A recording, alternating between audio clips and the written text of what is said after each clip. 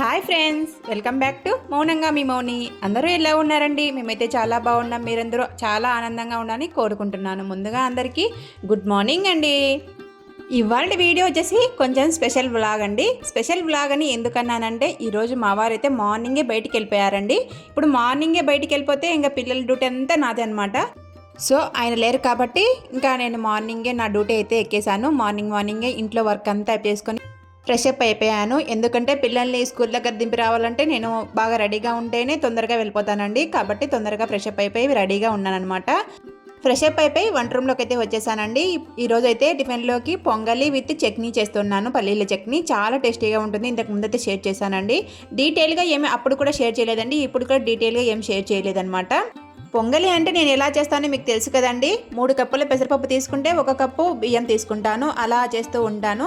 ఎక్కువ క్వాంటిటీలో పెసరపప్పు తీసుకొని తక్కువ క్వాంటిటీలో రైస్ తీసుకొని పొంగలి అయితే చేస్తూ ఉంటాను. చాలా టేస్టీగా ఉంటుందండి. ఈ పొంగలి ఇలా చేసుకుంటేనే నాకు రైస్ తిన్నట్టుగా ఉండదన్నమాట, పొంగలి తిన్నట్టుగా ఉంటుంది. నేను పొంగలికి అయితే కుక్కర్లో పెట్టేశానండి. ఒకసారి అయితే పొంగలి విజిల్స్ వచ్చేసిందండి. ఒకసారి అయితే చట్నీ చేస్తున్నాను చెప్పాను కదండి. చట్నీలోకి అయితే పల్లీలు అలాగనే పచ్చిమిర్చి ఆనియన్స్ వేపేసుకుంటూ ఉన్నాను, కొద్దిగా ఆయిల్ వేసేసి. ఈ లోపల పొంగలి కూడా విజిల్ వచ్చేసింది. ఇంకా స్టవ్ బంద్ చేసేసానండి. తర్వాత ఇక్కడ పల్లీలు కూడా బాగా వేగిపోయాయండి. వాటిని పక్కన పెట్టేశాను చల్లారడానికి అయితే. పొంగల్ అయితే విజిల్ వచ్చేసింది కదండి. ఇక్కడ నేను ఆవిరి పోవడానికి అయితే గరిటె అయితే పెట్టేశానండి. ఈ ఆవిరి పోవడానికి చాలా టైం పట్టేస్తుందని చెప్పేసి నేను ఇలా చేస్తూ ఉంటాను. ఎక్కువ టైం ఈ ఆవిరి పోవడానికి టైం పట్టేస్తూ ఉంటుందండి నాకైతే. ఇంకా అందుకోసం అలా ఆవిరి పోవడానికి అయితే గంట పెట్టేసి ఆవిరంతా పోనీ చేస్తానమాట. తర్వాత ఇక్కడ పొంగల్లోకి అయితే నేను ఇక్కడ బాండి పెట్టేసి పోపు అయితే వేస్తూ ఉన్నాను. ఈ పోపు అయితే కొద్దిగా నెయ్యి వేసేసి యాడ్ చేసేసి చేస్తూ ఉంటానండి. ఈ పొంగల్లో నెయ్యి వేసి ఇలా పోపు వేస్తే చాలా టేస్టీగా ఉంటుందన్నమాట. ఈ లోపల చట్నీ కూడా పట్టేశానండి. చట్నీ కూడా పట్టేసి పక్కన పెట్టేశాను అనమాట. చట్నీ రెడీ అయిపోయింది. ఇంకా పొంగల్లో ఆవిరి అంతా పోయిందని చెప్పేసి అంతా తీస్తూ ఉన్నాను చూడండి. కుక్కర్ మూత తీయగానే నాకు బాగా అనిపించిందండి. ఈసారి అయితే పొంగలి చాలా బాగా మెత్తగా ఉడికిపోయింది అనమాట.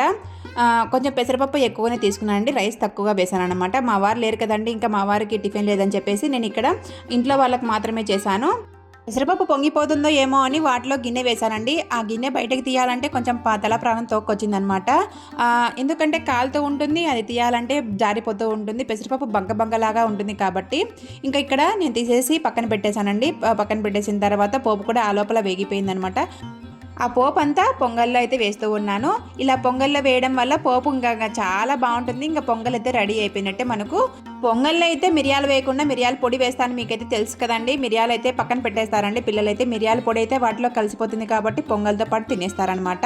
నేను అలానే చేస్తూ ఉంటానండి. మీరు ఎలా చేస్తారో కింద కామెంట్ సెక్షన్లో కామెంట్ చేయండి. వీడియో నచ్చితే చిన్న లైక్ ఇచ్చి సబ్స్క్రైబ్ చేసుకోండి. ఇంకా పొంగల్ అయితే రెడీ అయిపోయింది, కలిపేస్తూ ఉన్నానండి. ఇక్కడ పొంగలి చేయడం ఒక ఎత్తు అయితే పొంగల్లో పోపు వేయడం ఇంకో ఎత్తు అనమాట. పోపు వల్లనే ఆ పొంగలికి అంత టేస్ట్ వస్తుంది అనిపిస్తూ ఉంటుందండి. పొంగల్లో మనము కొద్దిగా నెయ్యి వేసి పోపు పెట్టేసామంటే దోరగా వేగనిచ్చిన తర్వాత ఇంకా అద్భుతంగా ఉంటుందండి పొంగల్ అనేది. మనం పెళ్ళిళ్ళలో పొంగల్ ఎలా పెడతారో అలానే ఉంటుందన్నమాట. అంతకన్నా టేస్ట్ ఎక్కువగా ఉంటుందండి. ఈసారి పొంగల్ అయితే కొంచెము లూజ్గా వచ్చిందనమాట. లూజ్గా వచ్చినా కూడా కొద్దిగా చల్లారిన తర్వాత గట్టిగా అయిపోతుందిలే అని ఇంకా నేను సహస్రకైతే పొంగల్ అయితే పెట్టేస్తూ ఉన్నాను. లూజ్గా ఉన్నా కూడా పొంగల్ అయితే చాలా టేస్టీగా ఉందండి. మనం పెళ్ళిళ్ళల్లో పెడతారు కదా, అంత టేస్ట్ వచ్చిందనమాట ఆ పొంగలికి. లూజ్గా ఉండడం వల్ల పిల్లలు కూడా చాలా ఇష్టంగా తిన్నారు. నోట్లో పెట్టుకోగానే జారిపోతూ ఉందన్నమాట.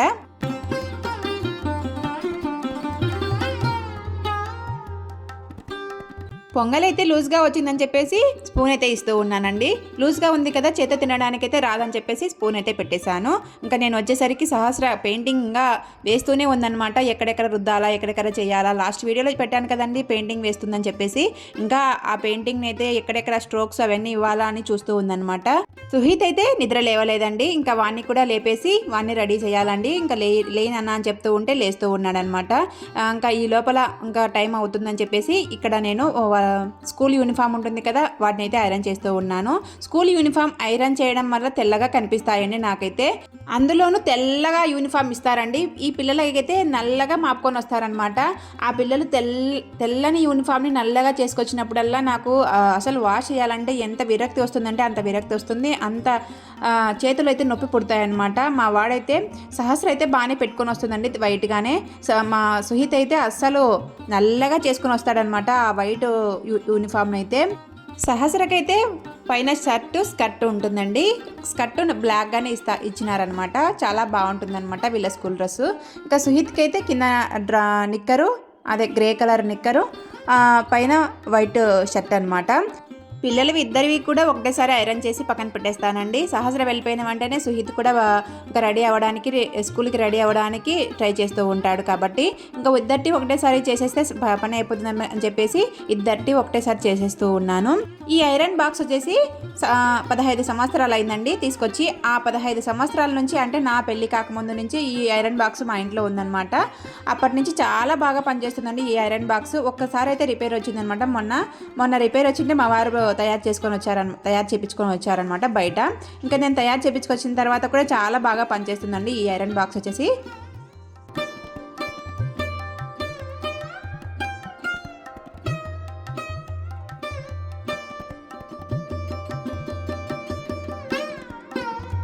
పిల్లలు ఇద్దరు స్కూల్ యూనిఫామ్స్ అయితే ఐరన్ చేసి పక్కన పెట్టేశానండి. ఇలా ఐరన్ చేసి పక్కన పెట్టేస్తే ఎప్పుడు రెడీ అవుతే అలా వేసుకొని వెళ్ళిపోతారని చెప్పేసి ఇంకా సహస్రం అయితే పంపించానండి. సహస్రం పంపించిన తర్వాత సుహిత్ని అయితే రెడీ చేస్తూ ఉన్నాను. నేను ఇక్కడ డిటాక్స్ వాటర్ కింద ముందు రోజు మెంతులు అయితే నానబెట్టుకున్నాం కదండి, ఆ మెంతులను అయితే మళ్ళీ వాటిలో వాటర్ వేసేసి నానబెట్టేస్తే మళ్ళీ మరుసటి రోజుకి కూడా మనకు డిటాక్స్ వాటర్ కింద ఉడికిపోతాయి అన్నమాట. ఇలా 2 రోజులకు నేను చేస్తూ ఉంటాను అనమాట డిటాక్స్ వాటర్ అనేది. పిల్లలతో మార్నింగే వర్క్ ఉండడం వల్ల డీటాక్స్ వాటర్ అయితే లేట్గా తీసుకున్నానండి. అంటే 8:15 అయిందనమాట అప్పటికే టైం వచ్చేసి. ఇంకా డీటాక్స్ వాటర్ తాగుతూ బాబుని అయితే రెడీ చేసుకుంటూ ఉన్నానమాట. ఇక్కడ పిల్లలిద్దరిని స్కూల్కి అయితే పంపించేసానండి. ఈరోజు నాకైతే స్పెషల్ డేనే అని చెప్పొచ్చండి. మా వారు లేని టైంలో నేను ఇంట్లో పనులన్నీ చేసుకొని ఇద్దరిని స్కూల్కి అయితే పంపించాను. ఇదే అండి మార్నింగ్ అయితే వ్లాగ్ అనమాట. లంచ్లోకి వచ్చేసి రైస్ అయితే పెట్టేశానండి. ఒక సైడ్ రైస్ అయితే అయ్యిందనమాట. తర్వాత నేను ఇక్కడ బీరకాయ ఇగురు అయితే చేస్తూ ఉన్నానండి. ఈ బీరకాయ ఇగురు అయితే చాలా టేస్టీగా ఉంటుంది. సింపుల్గా చేసుకోవచ్చండి. ఏం లేదండి, బీరకాయ ఇగురు బీరకాయని తెచ్చేసుకొని ముక్కలా కట్ చేసుకొని పక్కన పెట్టేసుకోవాలి. బాండి పెట్టి బాండీలో ఆయిల్, జీలకర్ర, ఆవాలు అన్నీ వేసేసి అవి దూరగా వేగిన తర్వాత ఒక ఆనియన్ అయితే సన్న ముక్కలా కట్ చేసుకొని, అలాగనే ఒట్టిమిరపకాయలను కూడా వేసేసుకొని, అలాగనే ఇది ఉంటుంది కదా కరివేపాకు కూడా వేసేసుకొని బాగా దూరగా వేయించుకున్న తర్వాత ఈ బీరకాయలు అన్నిటిని వేసేసుకోవాలి. బీరకాయలు వేసుకున్న తర్వాత మనం కొద్దిగా పసుపు, సాల్ట్ వేసేస్తే వాటిలో ఉండే వాటర్ అంతా బయటకు వచ్చేసి కొద్దిగా వాటర్ వేస్తే మనకు బీరకాయలు అనేది బాగా ఉడికిపోతాయి. అవి బాగా ఉడికిపోయిన తర్వాత మనము వాటిలో కొబ్బరి పొడి అయితే చల్లుకోవాలండి.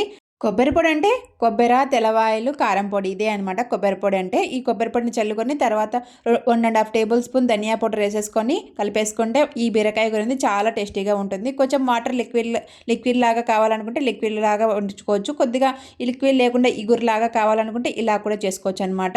ఇంకా నేను వంట అంతా అవుతూ ఉంది. ఇక్కడైతే గిన్నెలన్నీ సర్దుతూ ఉన్నాను. గిన్నెలు అయితే ఎన్ని సర్దినా వస్తూనే ఉంటాయండి. ఈ గిన్నెలను అయితే అన్ని నీట్గా దుమ్ము అంతా పట్టింటే అంతా దుమ్ము అంతా తుడిచేసి అంతా నీట్గా క్లీన్ చేస్తూ ఉన్నానండి. లంచ్ అంతా అయిపోయిన తర్వాత బాబుకి అయితే క్యారీ పెట్టించిన తర్వాత ఇంకా ఇక్కడ నేను జాకెట్ అయితే కుడుతూ ఉన్నానండి. ఈ జాకెట్ను సింపుల్గా కుట్టేస్తూ ఉన్నాను. ఈ జాకెట్ వచ్చేసి పెద్దవాళ్ళ జాకెట్ అండి. మొన్న మా ఒకటి జాకెట్లన్నీ కట్ చేశానని చెప్పాను కదా, ఆ జాకెట్ అయితే కుడుతూ ఉన్నాను. ఫస్ట్ హ్యాండ్స్ అయితే కుడుతూ ఉన్నానండి. హ్యాండ్స్కి అయితే అటు సైడ్ ఇటు సైడ్ జాయింట్ అయితే పడుతూ ఉందన్నమాట. ఎందుకంటే క్లాత్ మనకు పెద్దవాళ్ళ జాకెట్ కాబట్టి ఫుల్గా రావాలి కదండి మనకు లెంత్ అనేది. కాబట్టి నాకు జాయింట్ అయితే పడుతూ ఉంది. జాయింట్ అయితే అటాచ్ చేస్తూ ఉన్నాను. అటాచ్ చేసిన తర్వాత రెండో హ్యాండ్ కూడా స్టిచ్ చేస్తూ ఉన్నాను. ఫస్ట్ హ్యాండ్ కుట్టేటప్పుడు మనం కింద మర్చి కుట్టుకోవాలండి. అప్పుడే మనకు చాలా నీట్గా వస్తుంది. తర్వాత జాయింట్లో అటు సైడ్ ఇటు సైడ్ జాయింట్ అయితే చేసుకోవాలి. చాలా సింపుల్ అండి ఈ జాకెట్ అయితే కుట్టడము. అంత ఈజీగా ఉంటుందన్నమాట. వితిన్ గంటలో కానీ హాఫ్ అన్ అవర్లో కానీ అయిపోతుందండి మనకు బాగా వచ్చి ఉంటే టైలరింగ్ అనేది. 2 హ్యాండ్స్కి నేను అటాచ్ వేసిన తర్వాత 2 ఇంకా పట్టుకొని మధ్యలో కట్ అయితే పెట్టేసుకోవాలండి. అలా పెట్టేసుకోవడం వల్ల మనకు హ్యాండ్స్ మిడిల్ పార్ట్ అనేది తెలుస్తుంది అనమాట. తర్వాత బాడీ పార్ట్ అయితే స్టిచ్ చేస్తూ ఉన్నాను. బాడీ పార్ట్కి వెనకల పట్టీ ఉంటుంది కదా, ఆ పట్టీని అయితే స్టిచ్ చేస్తూ ఉన్నాను. పట్టి మనకు 1.5 ఇంచుతో మనం కట్ చేసుకొని ఒకవేళ 2 పీసులు జాయింట్ పడతాయంటే జాయింట్ వేసేసుకొని మనము పట్టీ అయితే కుట్టేసుకోవాలండి. నాకైతే 2 జాయింట్లు సరిపోవని చెప్పేసి కొద్దిగా చిన్న జాయింట్ అయితే చేస్తూ ఉన్నాను. మనకు జాయింట్ సరిపోతుందా లేదా అని చెక్ చేసుకొని మళ్ళీ కొద్దిగా క్లాత్ కావాలంటే ఆ జాయింట్ వేసేసుకొని మనం స్టిచ్ చేసుకోవాలండి. మనం ఏ జాకెట్కైనా కూడా అంటే మన జాకెట్లకైనా కూడా అంతే, మన పెద్దవాళ్ళ జాకెట్కైనా అంతే అనమాట. నేను ఇక్కడ ఇంకా పట్టీ సరిపోతుందిలే అని చెప్పేసి 2 సైడ్లు కుట్టేస్తూ ఉన్నాను. ఫస్ట్ పట్టీని అయితే కుట్టేస్తే మనకు ఈ వెనుక పార్ట్ అనేది అయిపోతుందండి. పట్టీ జాకెట్కి అటాచ్ చేసిన తర్వాత వాటిపైన ఒక స్టిచ్ వేసుకోవాలండి. అప్పుడే మనకు పట్టీ అనేది నీట్గా కనిపిస్తుంది అనమాట. ఇంకా పట్టీ అంతా స్టిచ్ వేసిన తర్వాత పైన కూడా మనము ఇంకా కొద్దిగా మర్చేసి మనం స్టిచ్ చేసుకోవాలి. ఇప్పుడు మనకు పట్టీ అనేది నీట్గా వస్తుందండి. పట్టీ అయితే సొక్కిలు రాకుండా జాగ్రత్తగా కుట్టుకోవాలండి. అప్పుడే మనకు జాకెట్ అనేది నీట్గా ఉంటుందన్నమాట. పట్టీ అయితే కుట్టేసాం కదండి, అటు సైడ్ ఇటు సైడ్ టక్స్లు అయితే ఇస్తూ ఉన్నాను. ఈ టక్స్లు కూడా చాలా ఈజీగా చేసుకోవచ్చు అనమాట. బాడీ పార్ట్ వెనకల హ్యాండ్స్ దగ్గర పట్టేసుకొని మధ్యలోకి మనము ఈ టక్స్లు అయితే ఇచ్చేసుకోవచ్చు అండి. నేను వీడియోలో చూపించినట్టుగా ఫాలో అయిపోండి, ఈజీగా వేసేసుకోవచ్చు అనమాట. వెనక పార్ట్ అంతా స్టిచ్ చేసేసానండి. ఇంకా ముందరి పార్ట్ అయితే స్టిచ్ చేస్తూ ఉన్నాను అనమాట. ముందరి పార్ట్ స్టిచ్ చేసేటప్పుడు మనము చూసుకోవాలండి, హ్యాండ్స్ ఎటు సైడ్ పడతాయి, మెడ ఎటు సైడ్ పడుతుంది అని చెప్పేసి మనము వెనక పార్ట్ని పెట్టి ముందరి పార్ట్ను బాగా అటు సైడ్ ఇటు సైడ్ చెక్ చేసుకొని మరి స్టిచ్ చేసుకోవాలండి. అప్పుడే మనకు తారుమారు లేకుండా ఉంటాయన్నమాట క్లాతులు అనేవి. ఒకవేళ మనము అట్లా పెట్టుకోకుండా మనము ఓన్లీ గుర్తుగా కుట్టేసుకుంటూ వెళ్ళిపోయినామంటే తారుమారయ్యే ప్రమాదం ఉంది. మనం మళ్ళీ విప్పేసుకోవాలన్నమాట అంతా కుట్లంతా కూడా. కాబట్టి స్టిచ్ చేసుకునేటప్పుడు మనం చెక్ చేసుకొని మనము అన్నీ చూసుకోవాలండి. తర్వాత నేను ముందరి పార్ట్ కూడా కుట్టేస్తూ ఉన్నాను. ఈ పట్టీ కూడా వెనక పార్ట్ను ఎలా స్టిచ్ చేసామండి అలానే స్టిచ్ చేసుకోవాలి. అలా స్టిచ్ చేసిన తర్వాత వెనకల టక్స్లు ఇచ్చాం కదా, అలానే టక్స్లు ఇవ్వాలన్నమాట ముందర కూడా. ఇంకా మనకు షేప్ పట్టీలు ఇలాంటివి ఏమీ ఉండవు కాబట్టి అలా టక్స్లు ఇచ్చేస్తే అయిపోతుంది మనకు ముందర పార్ట్ అనేది. ఫస్ట్ ఒక భాగం ముందర పార్ట్ అనేది స్టిచ్ చేశానండి. తర్వాత ఇంకొక భాగం ఉంటుంది కదా, దాన్ని అయితే స్టిచ్ చేస్తూ ఉన్నాను. చాలా ఈజీగా చాలా సింపుల్గా కుట్టుకోవచ్చండి. అంత ఈజీ అనమాట ఇలాంటి పెద్దవాళ్ళ జాకెట్ కుట్టడం అంటే. మీ ఇంట్లో ఎవరైనా పెద్దవాళ్ళు ఉంటే ఇలా స్టిచ్ చేయండి, వాళ్ళే మెచ్చుకుంటారనమాట, బాగా కుట్టావమ్మా అని చెప్పేసి. కొంచెం స్టిచ్చింగ్ ఐడియా ఉండి మన పెద్దవాళ్ళకైతే ఇలా స్టిచ్ చేసి ఇస్తే వాళ్ళే మెచ్చుకుంటారండి, అంత బాగా కుట్టచ్చు అనమాట. నేను ముందరి పార్ట్ అంతా కుట్టేసిన తర్వాత ఇంకా జాయింట్ అయితే చేస్తూ ఉన్నాను.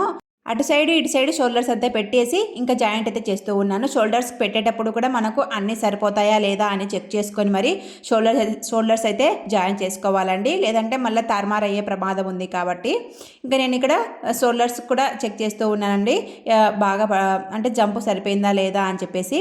జాకెట్ మనకు జంపు సరిపోయిందా లేదా అని చెప్పేసి ఇలా షోల్డర్ అటాచ్ చేసేటప్పుడే చూసుకోవాలండి. నాకు కరెక్ట్గా సరిపోయిందండి, షోల్డర్ కానించి కిందికి ఈ లెంత్ అయితే బాగా సరిపోయిందనమాట. తర్వాత నేను ఇక్కడ ముందర పార్ట్కి మనకి ఇక్కడ గుండీలు పెట్టుకోవాలి కదండి, ఆ గుండీలకైతే పట్టీ పడుతూ ఉన్నాను. ఈ పట్టీలు కూడా మనకు మామూలుగా మనం ఎట్లా నార్మల్ జాకెట్కి నార్మల్ బ్లౌజ్కి మనం ఎలా స్టిచ్ చేసుకుంటాం అలానే స్టిచ్ చేసుకోవాలండి. ఒక సైడ్ అయితే గుండీలు వస్తాయి, ఒక సైడ్ అయితే మనకు అదే హోల్స్ పెడతారు కదా, ఆ హోల్స్ అయితే వస్తాయన్నమాట. గుండీల పట్టీకి అయితే మనం క్లాత్ అటాచ్ చేసేసి అంతా లోపలికి మర్చేయాలండి. అలానే మనము హోల్స్ పట్టీ అయితే హోల్స్కి అయితే కొద్దిగా క్లాత్ను అటాచ్ చేసిన తర్వాత లోపలికి కొద్దిగా ఉన్నిచ్చిన తర్వాత మర్చి కుట్టేసుకోవాలండి మనకు పైకి అనేది. వీడియోలో చూపిస్తున్నట్టుగా ఫాలో అయిపోండి, ఈజీగా వస్తుంది అనమాట. నేను ఇక్కడ ఇంకా 2 పట్టీలు అయితే కుట్టేశానండి.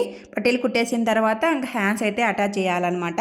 హ్యాండ్స్ని కూడా నేను అటు సైడ్ ఇటు సైడ్ సరిపోతుందా లేదా అని చెక్ చేసుకుంటూ ఉన్నాను. ఫస్ట్ హ్యాండ్ని అయితే లోతు తీస్తూ ఉన్నానండి. నేను ఇక్కడే స్టిచ్ చేసేటప్పుడే లోతు తీస్తానమాట. మనము బాడీ పార్ట్కు లోతు నేను ఇక్కడ స్టిచ్ చేసేటప్పుడే తీస్తాను, అలాగనే హ్యాండ్స్ కూడా స్టిచ్ చేసేటప్పుడే తీస్తానండి. మనము ఇలా స్టిచ్ చేసేటప్పుడు తీసుకుంటే లోతు అనేది మనము కన్ఫ్యూజ్ కాకుండా ఉంటామండి. మనకు కొద్దిగా స్టిచ్చింగ్ ఐడియా తక్కువ కాబట్టి, మామూలుగా అయితే బాగా కుట్టే వాళ్ళకైతే ఐడియా ఉంటుంది, మనం స్టిచ్చింగ్ ఐడియా కొంచెం తక్కువ కాబట్టి మనము అప్పుడే స్పాట్లోనే కుట్టేటప్పుడు లోతు అయితే తీసుకోవాలండి. అటు సైడ్ ఇటు సైడ్ 2 సైడ్లు అయితే తీసుకోవాలి. అప్పటికప్పుడు లోతు తీసేసి జాయింట్ అయితే అటాచ్ చేస్తూ ఉన్నాను. హ్యాండ్స్ అయితే చూడండి, హ్యాండ్స్ ఎంత బాగా వచ్చేసాయో. ఇంకా మళ్ళీ 2వ స్టిచ్ కూడా వేస్తూ ఉన్నాను. ఇలా 2 స్టిచ్లు వేయడం వల్ల మనకు హ్యాండ్స్ అనేది బాగా గట్టిగా ఉంటాయండి. ఒక స్టిచ్ వేసామనుకోండి మళ్ళీ ఊడిపోయే ప్రమాదం ఉంది. 2 కుట్లయితే వేసేసానండి. 2 కుట్లు వేసిన తర్వాత అయితే ఇంకా నేను బాడీ అంతా కూడా అటాచ్ చేస్తూ ఉన్నాను. బాడీని అటాచ్ చేసేటప్పుడు కూడా చాలా జాగ్రత్తగా మనం అటాచ్ చేసుకోవాలండి. ఇది బాడీ కొలతల్ని బట్టి నేను వేస్తూ ఉన్నాను ఇక్కడ. బాడీ కొలతలు మనము అప్పటికప్పుడు మెజర్మెంట్ తీసుకొని మనం వేసుకుంటే చాలా బాగా నీట్‌గా వస్తుందండి. నాకైతే చాలా నీట్‌గా వచ్చేసిందనమాట.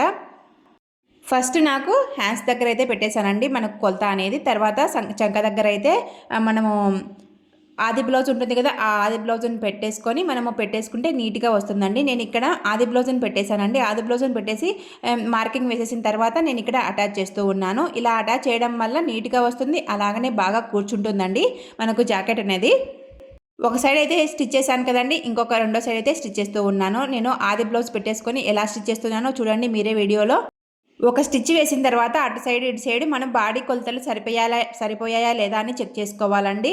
కింద బాడీ కొలత, అలాగనే నడుము దగ్గర బాడీ కొలత, మనము ముందరి బాడీ కొలత అన్నీ సరిపోయాయా లేదా అని చెక్ చేసుకోవాలి. చెక్ చేసుకున్న తర్వాత మనము మిగతా కుట్లన్నీ వేసుకోవాలండి. అప్పుడే మనకు జాకెట్ అనేది బాగా నీట్గా వస్తుందన్నమాట. నాకు కింద నడుము దగ్గర చాలా లూజ్గా ఉన్నట్టుగా అనిపించింది అనమాట. అందుకోసం మళ్ళీ టక్స్ల దగ్గర కొద్దిగా క్లాత్ అయితే లోపలికి పెట్టేసి కుడుతూ ఉన్నాను. ఇప్పుడైతే కరెక్ట్గా సరిపోయిందండి. మీరు ఎప్పుడైనా ఇలాంటి పెద్దవాళ్ళ జాకెట్ అయితే స్టిచ్ చేశారా అండి? స్టిచ్ చేసి ఉంటే కింద కామెంట్ సెక్షన్లో కామెంట్ చేయండి. వీడియో నచ్చితే చిన్న లైక్ ఇచ్చి సబ్స్క్రైబ్ చేసుకోండి. ఇంకా నేను ఇక్కడ బాగా సరిపోయిందని చెప్పేసి మళ్ళీ 2 కుట్లు అయితే వేస్తూ ఉన్నాను. అటు సైడ్ ఇటు సైడ్ 3 కుట్లు అనమాట. ఫస్ట్ కుట్టుతో కలిపి 3 కుట్లు వేసేసాను. కుట్లు వేసేసిన తర్వాత మెడపట్టి అయితే కుట్టేశానండి. మెడపట్టి కూడా కుట్టేసిన తర్వాత అయితే మీకు చూపిస్తూ ఉన్నాను. మెడపట్టి కూడా చాలా నీట్గా వచ్చేసింది అనమాట. మెడపట్టికి క్లాత్ సరిపోలేదని చెప్పేసి వేరే క్లాత్ వేసేసి అలాంటిదే మెడపట్టి అయితే కుట్టేశానండి. జాకెట్ అయితే నీట్గా వచ్చిందండి. జాకెట్ నీట్గా వచ్చిందో కింద కామెంట్ సెక్షన్లో కామెంట్ చేయండి. వీడియో నచ్చితే చిన్న లైక్ ఇచ్చి సబ్స్క్రైబ్ చేసుకోండి. నేను మధ్యాహ్నం లంచ్ తర్వాత కూర్చున్నానండి స్టిచ్ చేయడానికి. 2 జాకెట్లు అయితే కుట్టేశాను అనమాట. ఒకటి రెడ్ది, ఒకటి గ్రీన్ది అనమాట. మొత్తం 3 జాకెట్లు అయితే కట్ చేసి పక్కన పెట్టేసుకున్నాను కదండి లాస్ట్ వీడియోలో. ఈ వీడియోలో అయితే 2 జాకెట్లు అయితే స్టిచ్ చేశానండి. మీకు ఈ వీడియో యూస్ఫుల్ అనిపిస్తే చెప్పండి, ఇంకా కొద్దిగా ఎక్స్ప్లెయిన్ చేయడానికి అయితే ట్రై చేస్తాను. ఇంకొక జాకెట్ ఉంది కదా, ఆ జాకెట్ స్టిచ్ చేసేటప్పుడు మీకు ఏమైనా డౌట్లు ఉంటే నాకు కింద కామెంట్ సెక్షన్లో కామెంట్ చేయండి. వీడియో నచ్చితే చిన్న లైక్ ఇచ్చి సబ్స్క్రైబ్ చేసుకోండి. మరొక మంచి వీడియోతో మళ్ళీ కలుస్తాను. ఉంటానండి. యూస్ఫుల్ కదండి ఈ వీడియో అనేది.